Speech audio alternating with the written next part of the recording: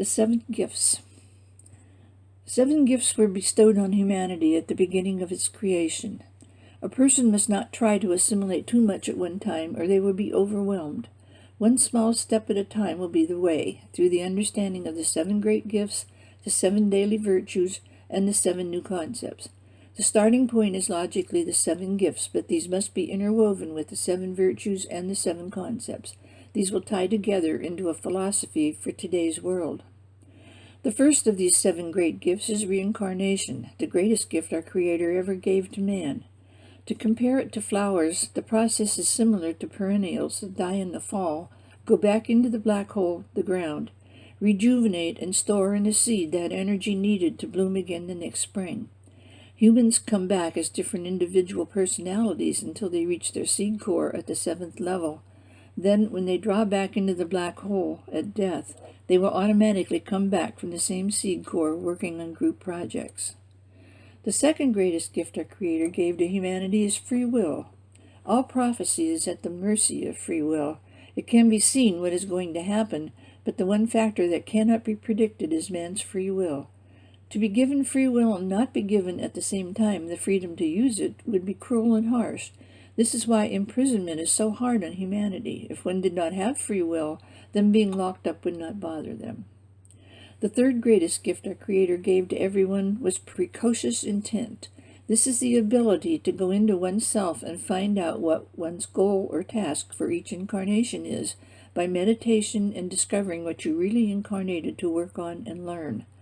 Otherwise, this incarnation can be compared to one who enters college and spends most of his time enjoying playing games, like soccer, football, and so on, and having parties. He never majors in anything, and when he graduates finds that he has wasted the time spent. The fourth of the 7 great gifts was the prophets or channels who down through the ages have had the ability to see into different dimensions. This gift has been maligned, tortured, murdered, and spat upon. Transmitting is a delicate art. The thoughts are sent out into the atmosphere on the exact wavelength that a channel's vibration is on. It's like radio or TV. It's just a higher level of the exact same process. One thing to keep in mind is who is doing the channeling and for what purpose. The 5th gift is divine intervention, and really is misunderstood by all. Divine intervention is brought on by yourself when the God within is exercising his prerogatives in a situation. People usually cannot explain why they perform a heroic deed after it's over. There is an instantaneous reaction and is a true expression of divine intervention. What is alarming is when people watch a crime being committed without making a move to stop it. They are more guilty than the one committing the crime. The 6th gift is karma. Karma can be compared to cause and effect. Your unhappiness is the effect of your past behavior, but the unhappiness was also the cause of your behavior, which had a bad effect on you and others. This is the concept that needs to be understood. The ramifications of past lives could help so many understand themselves. When there is something so painful that one does not wish to look at it, it could very well be from a former incarnation. The 7th gift is universal law. The one law that heads atop of the list for all worlds is, do unto others as you would have them do unto you. This one law really does say it all, and that is the basic building block for all worlds. This brings the responsibility home to the individual where it belongs. The other laws are breakdowns and definitions of all stages of this one law. The individual is not only the victim, he is also the perpetrator, the judge, and the jury. The 7 virtues. The 7 gifts were updated by showing how to more fully take advantage of them through living with the 7 virtues. The 7 virtues must be taught from birth on and must become second nature to the personality. But it's like the soul has to interpret the 7 virtues for the personality as if they were in a foreign language. These 7 virtues can be used as a behavior code and will serve as guides for your daily living. The only way to accomplish this is starting with the babe. Remember, this babe is a soul, perhaps a very old soul, but one who nevertheless knows much of former incarnations and life on the inner planes. But parents, not realizing this, scold their children and do all they can to erase these memories from them. This will not be allowed any longer. What a rich heritage is being stolen from this baby by parents who do this. One point that needs to be stressed in all this is how each virtue is tempered by other virtues. They need each other to be understood and lived correctly. The 7 virtues are learned by always stressing several lifetimes of opposite attitudes. It is necessary to thoroughly understand the opposites. It will be found that most of the opposites are bad attitudes, have their beginnings in self-centeredness. The good virtues can be gained partly by simply getting rid of this one attitude, self-centeredness. This is an inborn human quality that is of the lower animal nature.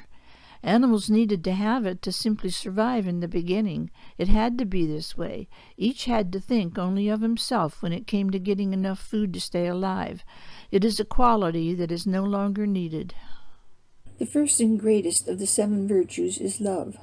Love is a feeling sensed and felt beneath the surface of everyday activity. When one is out of harmony with his environment, it is painful to the soul.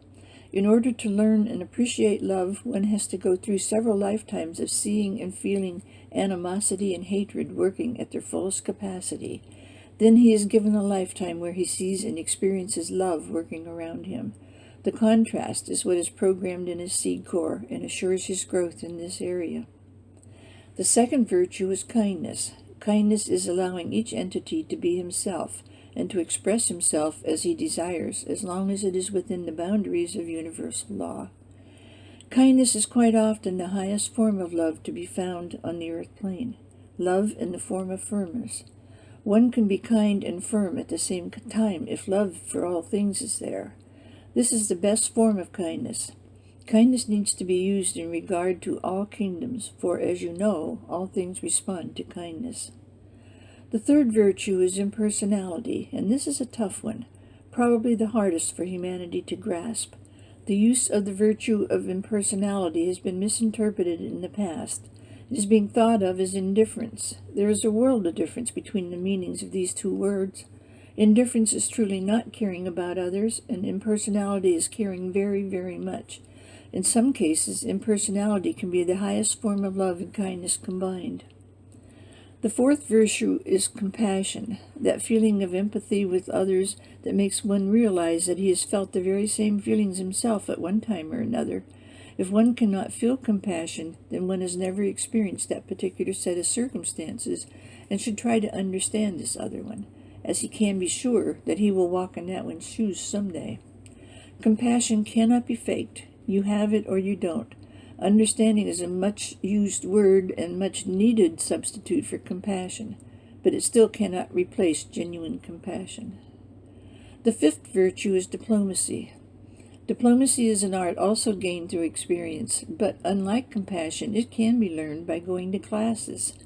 Some people are just naturally diplomatic. Some have an easy time learning it, and others never will. It is an art to impress others to do something they don't want to do and end up liking it. A good diplomat has an inborn understanding of psychology. Diplomacy must of necessity be tempered with impersonality. Perhaps this is a secret of diplomacy. The sixth virtue is truth. The virtue of truth is one that needs to be looked at very closely. Any fact that deals with something in the material world should not be termed a truth, because facts pertaining to the material world can and do change. On the other hand, the truth as applied to spiritual ideas cannot be changed, but can be open to expansion. Do you see the difference? The concrete facts as applied to material things can and probably will be altered. On the other hand, the basic hard facts applying to spiritual values cannot be changed, but a person's understanding of them can grow and expand. The seventh virtue is freedom. Freedom is the right of each entity to believe in himself. To destroy this belief is to imprison him in the worst kind of way. There is quite often a fine line between giving someone his freedom and holding on to him emotionally. This is one of the hardest fine lines for all humanity to understand. We all understand physical freedom. Emotional freedom is what so many don't understand. Too often we are overprotective of our loved ones, but we must learn when this becomes harmful to them. The 7 new concepts. The progress made has been slow, and the hierarchy is trying to update the teachings again to keep pace with the evolutionary progress made by humanity. This is why the 7 new concepts have been given. We need to understand much more about energy, because it is the one great influence on everything in the universe. Energy hits the Earth at a set rate of 7 waves per second. This will change to 11 in the future with the birth of a new star that is going to increase Earth's spin slightly. It will make it just enough faster to increase this pulsation to 11 pulses per second. Humans are affected, probably to a larger degree than plants, by anything that changes these pulses that are hitting the body at all times. The second new concept is group consciousness.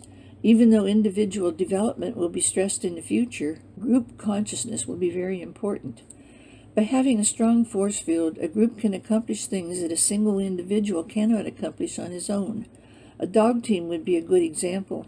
Each dog has its own personality and individuality until it is harnessed up with the rest of the team. Then they pull together and are a very strong force. The minute they are out of harness, they are their individual selves again. The third new concept is that of God within. Humanity doesn't see that God is within each person. He is the soul of each one of them.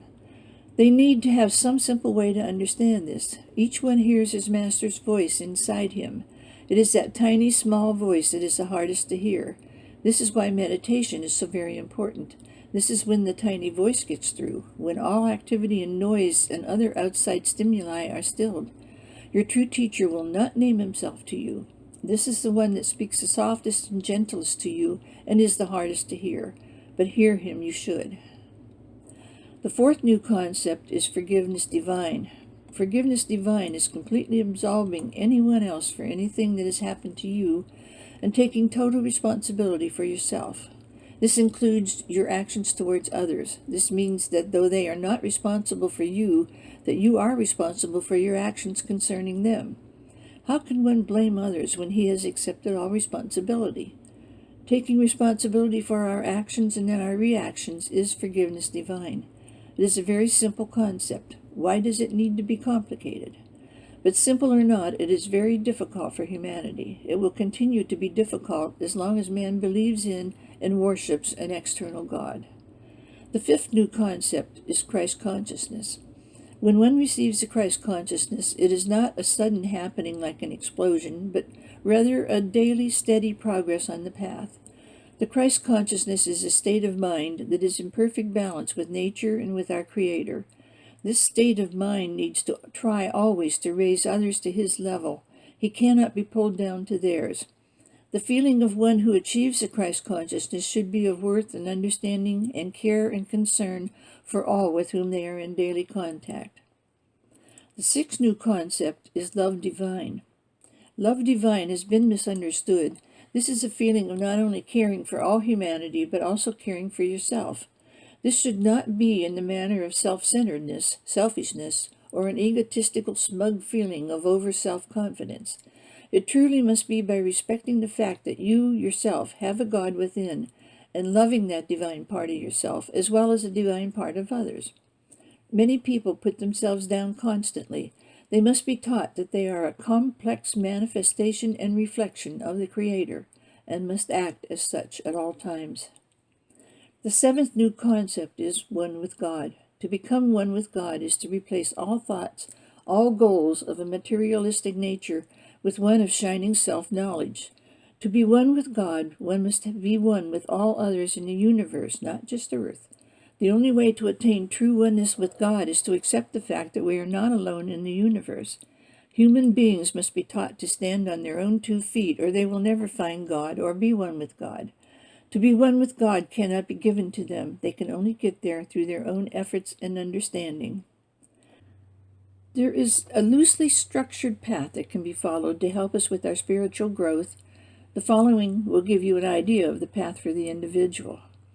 The first stage is developing a conscience. The second stage is that of controlling the emotions. The third stage is that of sexual magic exploration. The fourth stage is where all are stuck in the various branches of the churches.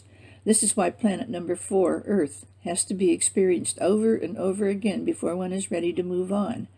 This is a stage humanity is in, experiencing over and over again the different branches of churches before moving on to the stage of intelligence on their own. The fifth stage is that of metaphysical groups, a necessary bridging phase between religion and the use of the intelligent mind. The sixth stage is that of intelligence and blazing new trails alone. The seventh stage is that of the total synthesized divine man. To review, the beginning seeker must thoroughly accept the theory of reincarnation. It was the first of the 7 gifts bestowed on humanity at the beginning of creation. These 7 gifts included reincarnation, free will, precocious intent, prophets or channels, divine intervention, karma, and universal laws. They were all that was necessary at the time. Jesus updated these gifts by showing how to more fully take advantage of them through living with the 7 virtues: truth, kindness, love, freedom, compassion, diplomacy, and impersonality. The progress made has been slow, and the hierarchy is trying to update the teachings again to keep pace with the evolutionary progress made by humanity. This is why the 7 new concepts have been given. These are energy use, love divine, group consciousness, Christ consciousness, God within, forgiveness divine, and one with God.